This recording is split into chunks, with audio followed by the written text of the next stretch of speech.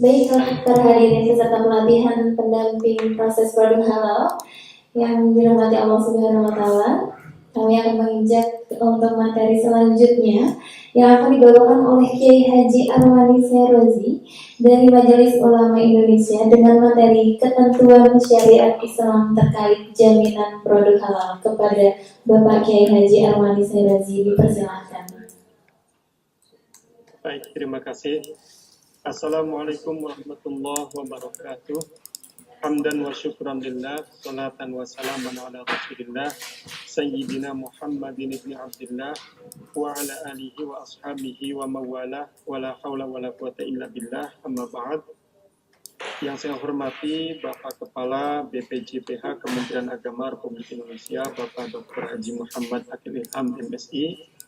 Yang saya hormati Kepala Pusat Pembinaan dan Pengawasan JPH Bapak Dikpro SITTME, Ibu Moderator, serta para peserta pelatihan pendamping PPH atau proses produk halal bagi penyuluh agama Islam di lingkungan Kementerian Agama Republik Indonesia. Alhamdulillah pada kesempatan ini kita dapat berjumpa dalam sesi pelatihan yang akan membahas tentang ketentuan syariat Islam terkait dengan jaminan produk halal.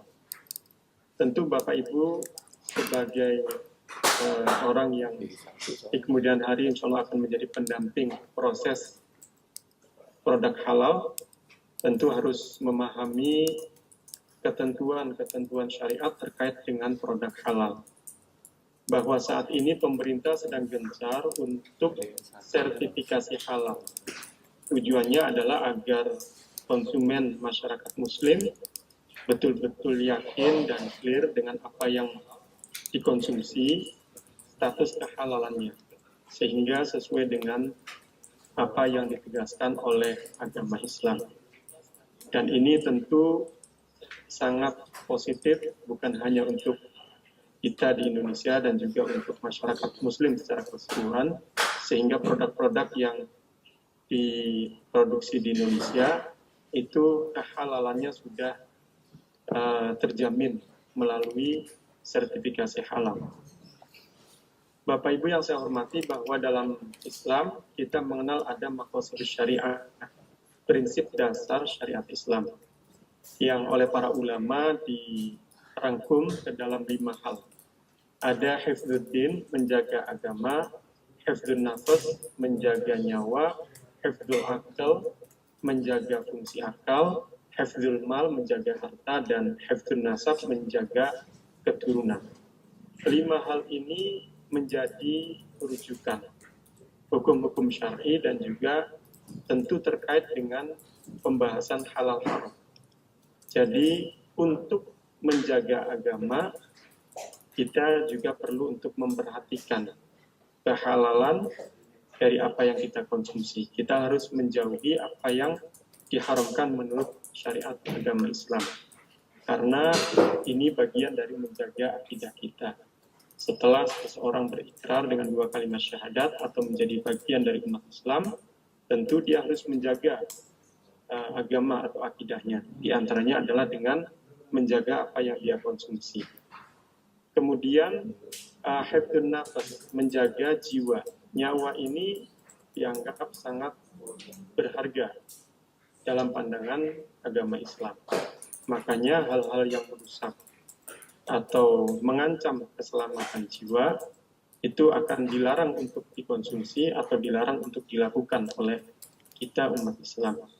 Contohnya misalkan ada racun yang tentu ini akan mengancam jiwa seseorang, nyawa seseorang, maka diharamkan kita mengkonsumsi racun atau hal-hal yang mengancam keselamatan jiwa atau nyawa kita.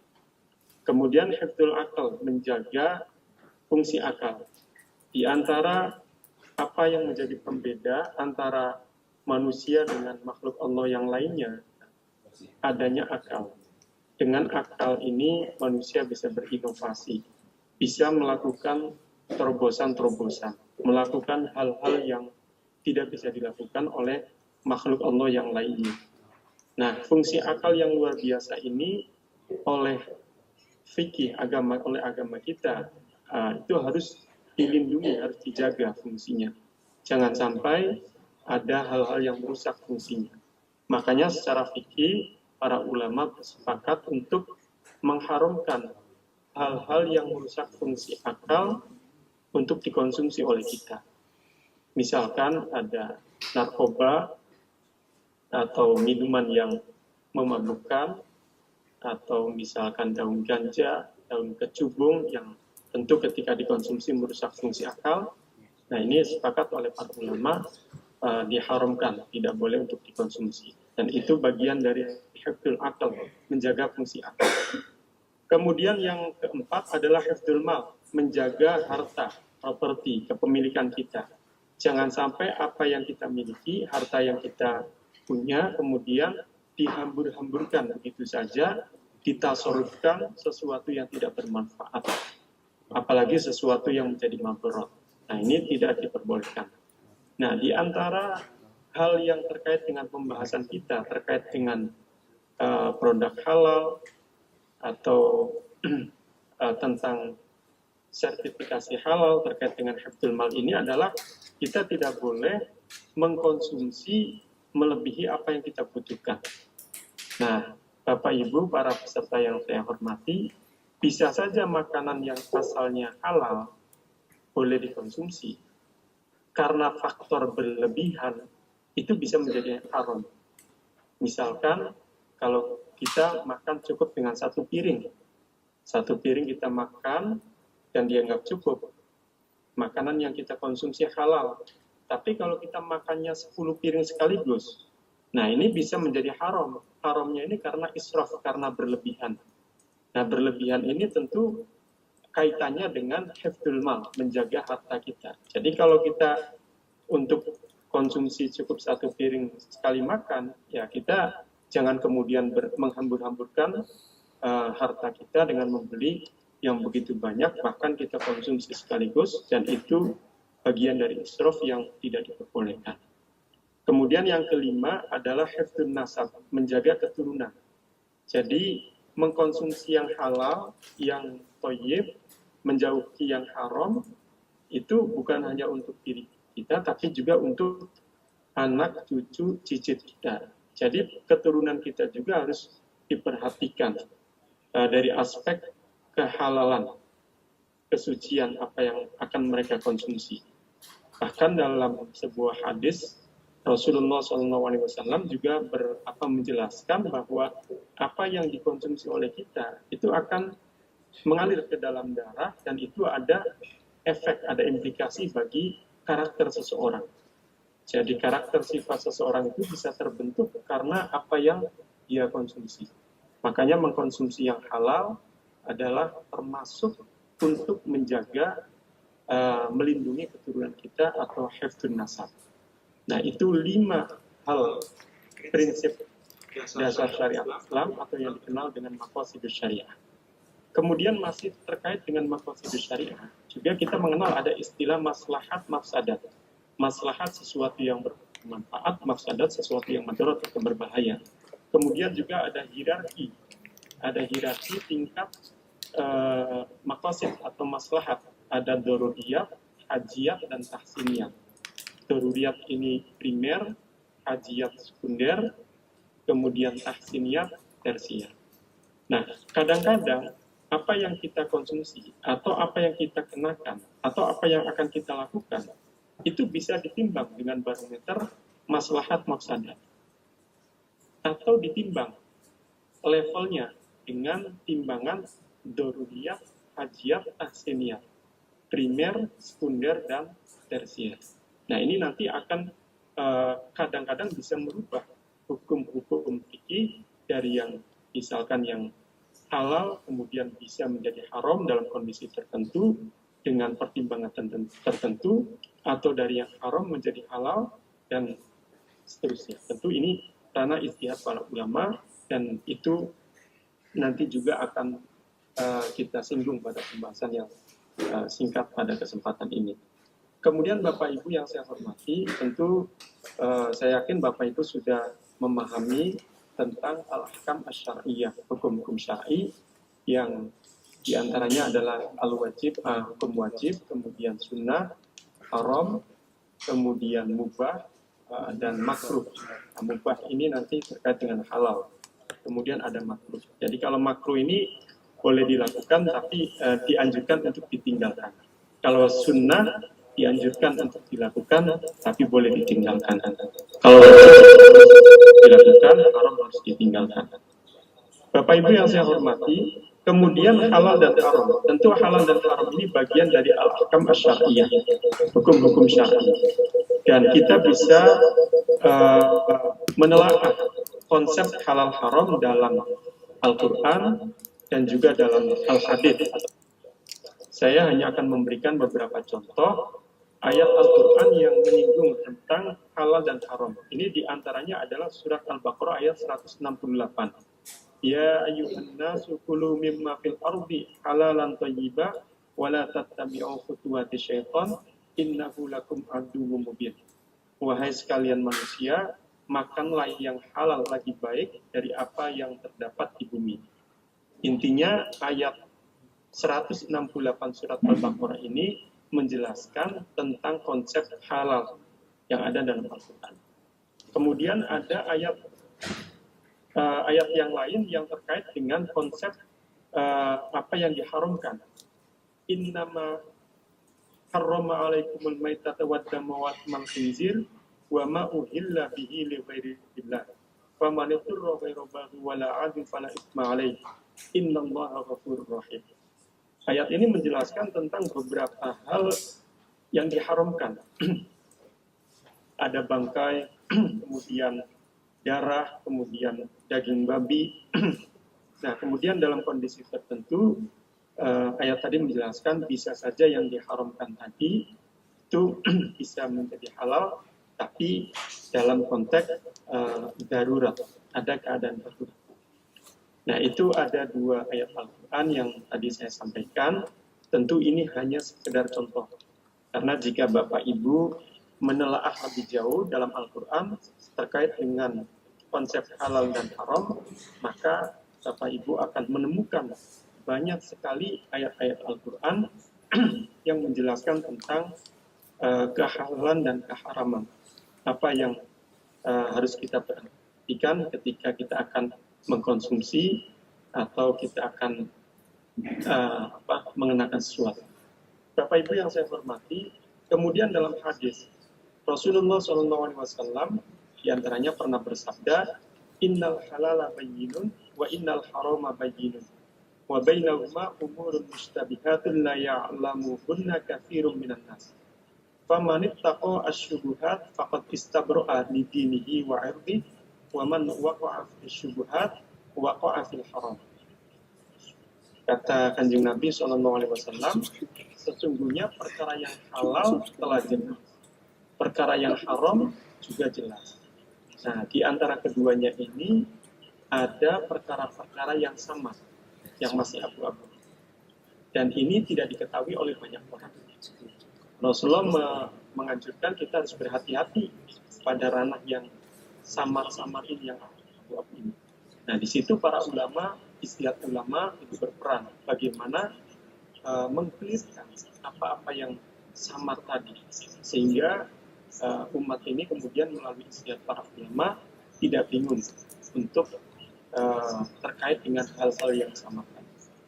Kemudian ada hadis yang lain yang diriwayatkan oleh Imam Ad-Darqutni, Inna Allah Ta'ala farada fara'idha fala tudayyi'uha wa hadda hududan fala ta'taduha wa harrama asya'a fala tantahikuha wa sakata an asya'a rahmatan lakum ghairu nisyanin fala tabhathu anha.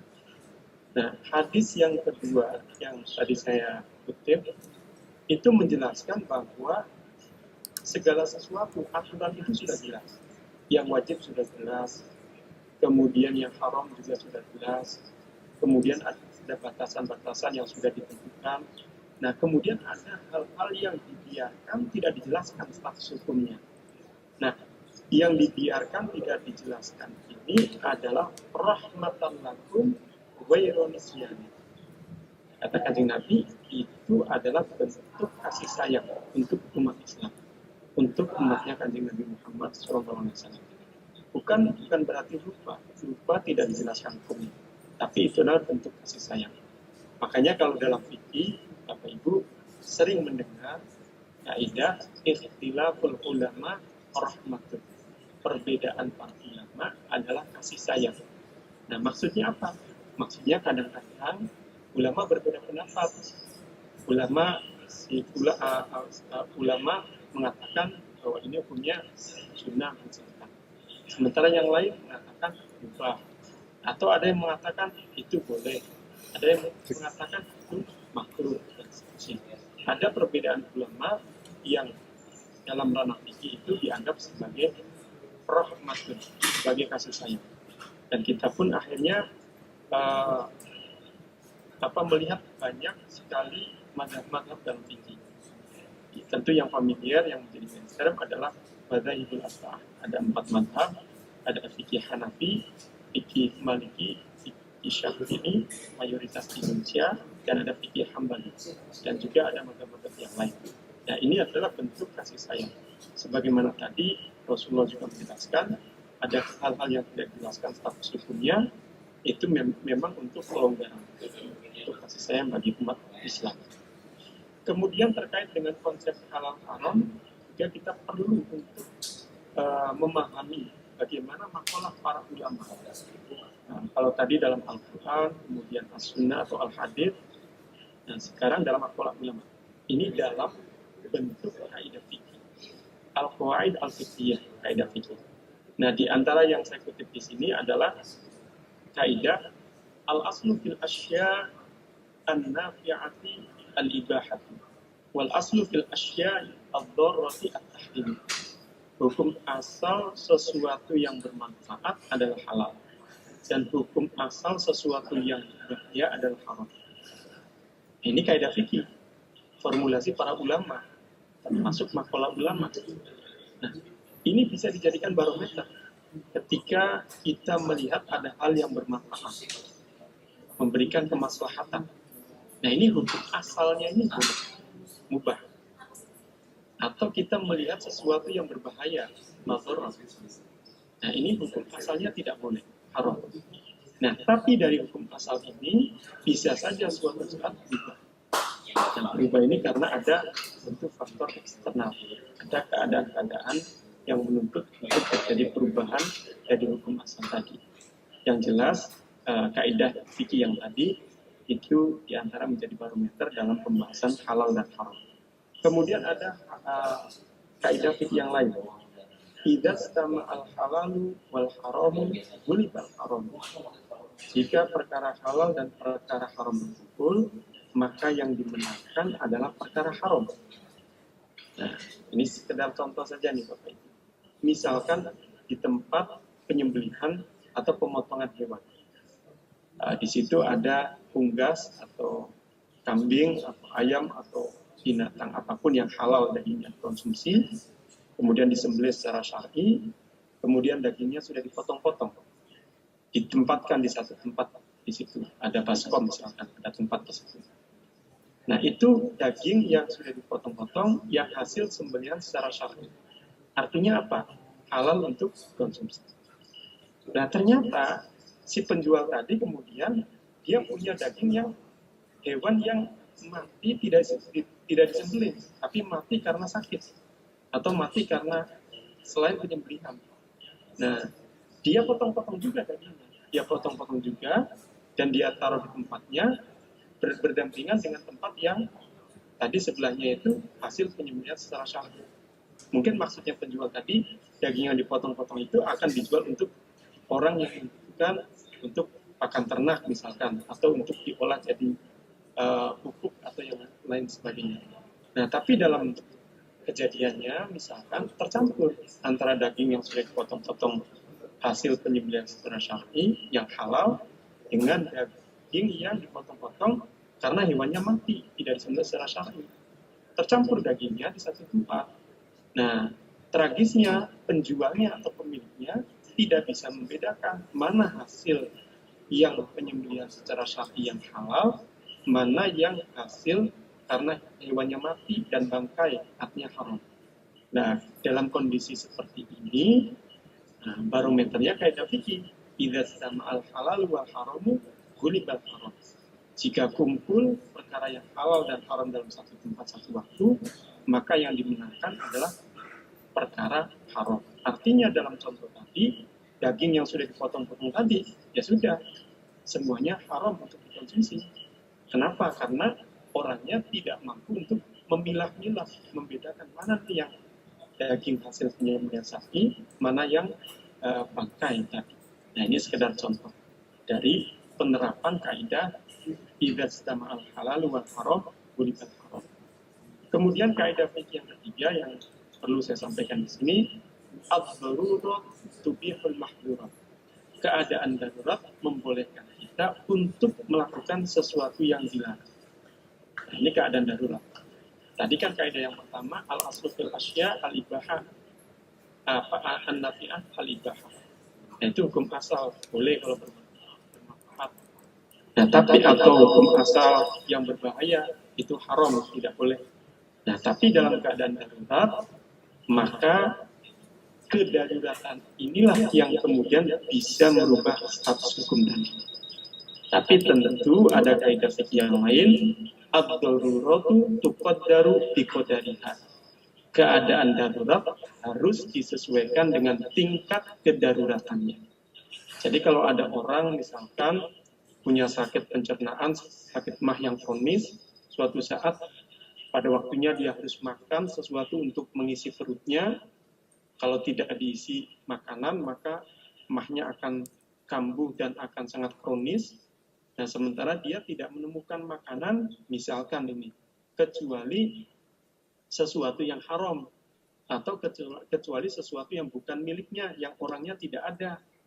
Ingin izin memakan tapi tidak ada. Nah, dalam keadaan seperti ini adalah keadaan darurat, maka boleh mengkonsumsi hal yang dilarang tadi, tapi sesuai dengan tingkat kedaruratannya.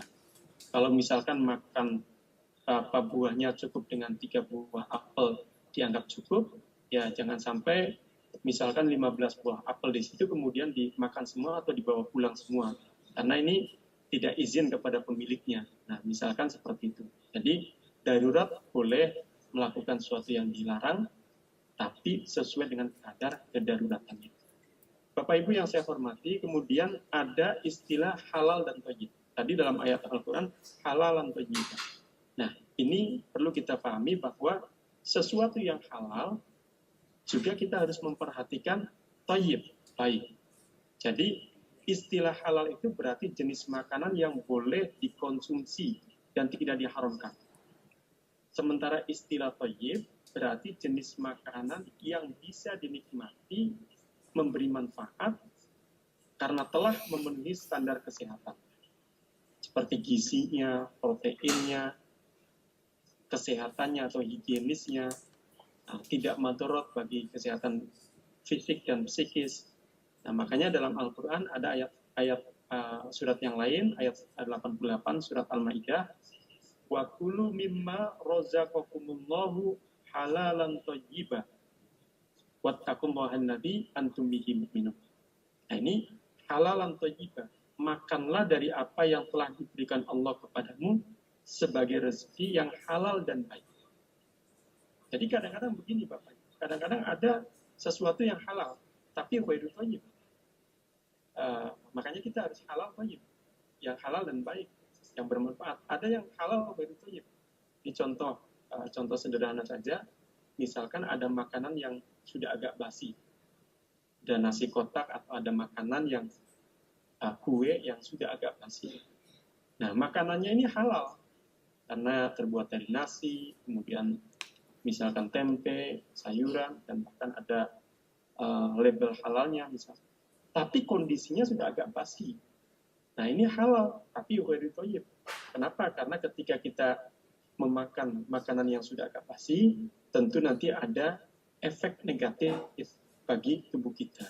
Bisa saja nanti kita akan misalkan perut kita sakit atau muntah-muntah dan seterusnya. Nah ini makanya ada halalan thayyiban. Kemudian ada sebab keharaman makanan.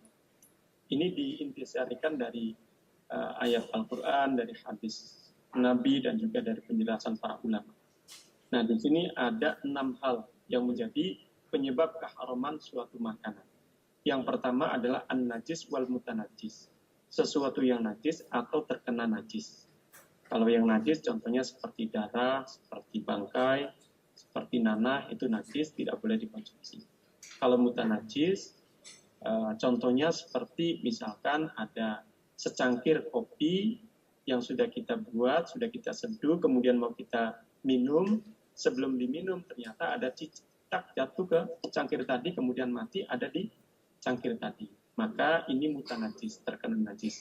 Walaupun kopinya tadi itu halal, tapi karena terkena najis dan tidak bisa disucikan karena berupa minuman, benda cair, maka akhirnya menjadi haram dikonsumsi. Tapi kalau mutanajis kemudian bisa disucikan, nah itu boleh. Misalkan ada buah apel, kita mau makan, ternyata jatuh menimpa di, mohon maaf, ada kotoran hewan. Nah kemudian kita lihat, ini kalau kita buang, ini kita belum makan dan butuh, akhirnya dicuci. Apel tadi dicuci dengan air bersih, nah setelah disucikan, itu menjadi suci kembali. Kalau tadi terkena najis, disucikan suci kembali, maka boleh untuk dikonsumsi. Atau contohnya misalkan kopi luwak. Bapak Ibu mungkin sering mendengar kopi luwak yang asli, yang bagus itu kan biji kopinya dimakan oleh binatang luwak, kemudian keluar bersama kotoran binatang luwak tadi, masih dalam keadaan utuh berupa biji kopi. Nah itu mutanajis. Keluar pertama kotorannya binatang luwak. Nah kemudian dicucikan, dibersihkan, dicucikan, dijemur, setelah itu menjadi suci kembali dan boleh untuk dikonsumsi, diproses menjadi bubuk kopi. Nah, kemudian ada yang kedua adalah al-qadar wal khobath, kotor dan jijik. Contohnya seperti kecoa dan belatung. Haram dikonsumsi karena kotor dan jijik. Yang ketiga adalah ad-darar, membahayakan. Sesuatu yang membahayakan seperti racun atau formalin misalkan. Formalin ini membahayakan, pengawet mayat. Pengawet mayat ini tidak boleh untuk dikonsumsi. Kemudian yang keempat adalah al-iskar, memabukkan, merusak fungsi akal. Daun kecubung, daun ganja, narkoba, pil koplo, dan seterusnya, minuman yang memabukkan. Itu diharamkan karena al-iskar, karena memabukkan, merusak fungsi akal. Kemudian yang kelima adalah al-muftarisah, binatang buas. Bisa mempunyai cakar atau mempunyai taring. Nah ini binatang buas ini haram untuk dikonsumsi. Ada serigala, ada buaya, ada burung gagak, burung elang. Nah ini haram dikonsumsi. Walaupun serigala disembelih secara syar'i, walaupun harimau disembelih secara syar'i, itu tidak bisa. Kenapa? Karena dagingnya itu ghairu ma'kulil lahmi. Tidak boleh untuk dikonsumsi karena al-mustarisah, binatang buas. Kemudian yang keenam, Bapak Ibu, sesuatu yang menjadi penyebab keharaman makanan adalah al-barmaiyah, binatang amfibi, hidup di dua alam, bisa di darat, bisa di air. Contohnya seperti katak dan spesilia. Nah ini kategorinya adalah amfibi, maka haram untuk dikonsumsi. Kemudian Bapak Ibu, ada relasi yang kuat antara najis suci dengan haram halal. Suci najis dengan halal haram. Jadi kalau najis itu sesuatu yang kotor yang mencegah keabsahan ibadah. Kalau ada kotoran hewan atau ada najis di tubuh kita, di pakaian kita, kemudian kita sholat, maka sholatnya tidak sah. Nah kemudian suci juga bisa suci dari kalau suci tidak terkena najis atau tidak sedang dalam hadas besar atau hadas kecil. Nah itu suci. Nah kemudian suci najis ini terkait dengan halal haram. Jadi ternyata sesuatu yang halal dikonsumsi, sesuatu yang halal dikonsumsi ya, itu bisa menjadi haram karena terkena najis, mutanajis, seperti tadi yang saya jelaskan. Atau misalkan sesuatu yang suci. Sesuatu yang suci itu tidak mesti halal dikonsumsi. Ada sesuatu yang suci. Contohnya apa? Daun ganja. Atau pil koplo misalkan. Ini kalau ditaruh di kantong baju kita misalkan, kemudian kita sholat, itu tidak masalah. Tidak masalah. Artinya sholatnya sah. Tapi kalau dikonsumsi, hukumnya haram. Karena iskar, memabukkan tadi. Nah itu di antara relasi antara suci najis dengan halal haram. Nah tentu najis ini juga perlu Bapak Ibu pahami, dan saya kira Bapak Ibu sudah mengenal, memahami tentang macam-macam najis. Ada najis mukhafafah ringan, najis mutawasito sedang, dan najis mughalladho berat. Nah najis mukhafafah ini seperti air seni anak bayi yang belum berusia 2 tahun baru mengkonsumsi air susu ibunya saja. Nah air seninya itu dianggap sebagai najis kategori mukhafafah yang ringan. Cara mensucikannya cukup dengan menciprati air, tidak perlu menyiramkan, menciprati saja. Kemudian najis mutawasito yang sedang, ini kebanyakan najis, seperti kotoran hewan, kotoran manusia, dan darah, nanah, bangkai dan seterusnya. Itu najis mutawasito yang sedang. Nah, cara mensucikannya dengan menyiramkan air sampai hilang warna, bau dan rasa. Kalau ada ainun najasah, intinya disiramkan sampai bersih. Nah, itu cara mensucikan najis mutawasito yang sedang, seperti kotoran hewan, kotoran manusia, darah dan seterusnya. Kemudian yang ketiga adalah najis mughalladho, najis yang berat, yaitu najis dari unsur anjing dan babi. Air liurnya anjing atau babi, kotornya anjing atau babi, darahnya, atau bahkan bersentuhan dengan anjing dan babi kita atau anjing babinya dalam keadaan basah, nah itu juga najis mughalladho. Nah, cara mensucikannya dengan 7 kali siraman, salah satunya dicampur dengan debu. Nah itu untuk mensucikan najis mughalladho. Bapak Ibu, kemudian ada najis yang kategorinya itu ma'fuun anhu. Tadi kan ada mukhafafah ringan, mutawasito sedang, mughalladho berat, dan harus disucikan sesuai dengan tata caranya masing-masing. Nah sekarang ada najis ma'fuun anhu. Najis ma'fuun anhu itu adalah najis yang dimaafkan atau ditolerir. Jadi aslinya si najis, tapi dimaafkan. Contohnya misalkan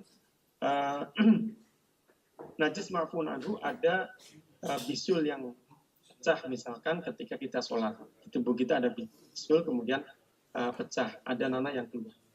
Nah kalau ditanya nanahnya apa? Iya najis, tapi ma'fuun anhu, ditolerir.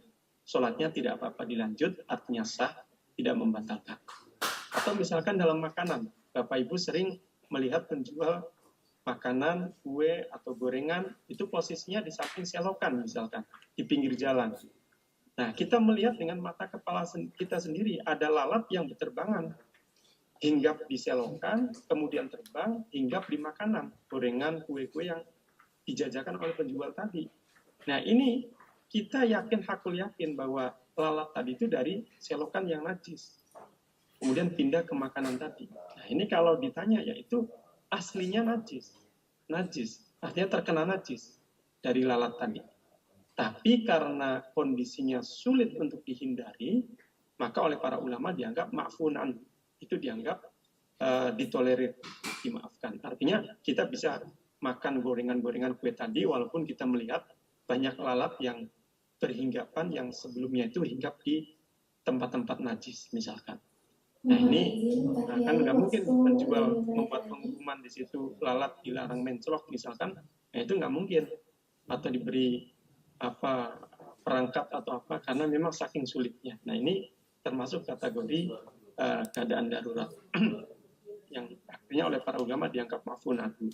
Kemudian para ulama juga ada yang memahami asap, misalkan ada bakaran anjing atau babi yang sedang dibakar, kemudian kita terkena asapnya ke tubuh kita, ke baju kita. Nah ini ada yang mengatakan itu najis, tapi kategorinya adalah ma'fuun anhu, dimaafkan, ditolerir. Bapak Ibu para peserta pelatihan pendamping proses produk halal yang saya hormati, kemudian saya kira itu sebagai hal-hal yang perlu untuk disampaikan. Dan nanti dalam proses sertifikasi halal yang diterapkan di Indonesia, itu BPJPH juga bekerja sama dengan Majelis Ulama Indonesia. Nah, Majelis Ulama Indonesia ini nanti domainnya adalah terkait dengan fatwa. Para pelaku usaha yang sedang memproses sertifikat halal melalui BPJPH, nah kemudian dalam proses tertentu nanti ada fase untuk meminta fatwa kepada MUI. Dalam hal ini adalah tentunya Komisi Fatwa Majelis Ulama Indonesia. Kebetulan tiap minggu kami melakukan rapat pleno untuk membahas para pelaku usaha atau proses sertifikasi halal. Nah, nanti di situ bukan hanya penjelasan detail terkait dengan bahan baku, terkait dengan proses, terkait dengan pengemasan atau pendistribusian, tapi juga nanti yang menjadi perhatian kami di Komisi Fatwa Majelis Ulama Indonesia adalah juga terkait nama produknya. Jadi kalau misalkan nama produknya adalah sesuatu yang mengandung unsur kekufuran, misalkan bertentangan dengan etika-etika agama, nah itu nanti dari MUI tidak merekomendasikan untuk diberikan sertifikat halal, tapi dikembalikan, diklarifikasi terlebih dahulu kepada pemohonnya. Nah makanya tentu bukan hanya dari aspek bahan baku, kemudian proses, kemudian pengemasan, pendistribusian, akan tetapi nama dari produk yang akan diedarkan di tengah masyarakat ketika meminta proses sertifikasi halal juga namanya harus clear yang sesuai dengan ketentuan-ketentuan syar'i. Artinya tidak bertentangan dengan etika syariah Islam. Baik Bapak Ibu para peserta pelatihan pendamping proses produk halal yang saya hormati, itu saya kira yang perlu saya sampaikan pada kesempatan kali ini. Nanti sebagai closing statement dari apa yang saya sampaikan pada kesempatan ini, Bapak Ibu saya kira kalau untuk memahami fikih secara komprehensif itu butuh waktu. Tidak cukup seminggu, 2 minggu, sebulan, 2 bulan, atau 1 semester, 2 semester perkuliahan. Tapi butuh waktu yang sangat panjang dan butuh fokus dalam pemahaman. Nah, ada buku kumpulan fatwa Majelis Ulama Indonesia terkait dengan makanan, minuman, obat-obatan, dan kosmetika yang Bapak Ibu bisa telah, bisa baca-baca, bisa pahami isi buku tersebut. Dan ini tentu akan sangat membantu tugas Bapak Ibu di kemudian hari sebagai pendamping proses produk halal. Nah, buku itu ada dalam bentuk digital, dalam bentuk file PDF. Nanti Bapak Ibu bisa barangkali minta kepada panitia dan silakan ditelah, dibaca dari awal sampai akhir. Itu insya Allah akan membantu tugas Bapak Ibu di kemudian hari. Karena di situ sudah ada fatwa-fatwa MUI terkait dengan makanan, minuman, dan berbagai hal. Pada slide materi yang saya sampaikan kali ini juga saya cantumkan di situ ada sekitar 4 atau 5 contoh fatwa dari Majelis Ulama Indonesia terkait dengan alkohol, terkait dengan penyembelihan, terkait dengan daur ulang air, terkait dengan ekstrak ragi atau produk mikrobial dan seterusnya. Nah itu nanti bisa Bapak Ibu baca buku kumpulan fatwa Majelis Ulama Indonesia terkait dengan makanan, minuman, obat-obatan, dan kosmetika. Nanti ada bentuk filenya. Baik, Bapak Ibu yang saya hormati, itu yang dapat saya sampaikan. Mudah-mudahan ada manfaatnya. Saya mohon maaf jika ada kekhilafan dan kekurangan. Sesuai dengan jadwal yang saya terima, waktunya hanya 30 menit dan saya kira ini sudah melebihi dari apa yang ditentukan. Untuk itu saya kembalikan waktunya kepada Ibu Moderator. Akhirul kalam. Wassalamualaikum warahmatullahi wabarakatuh. Waalaikumsalam warahmatullahi wabarakatuh. Terima kasih banyak Bapak Kiai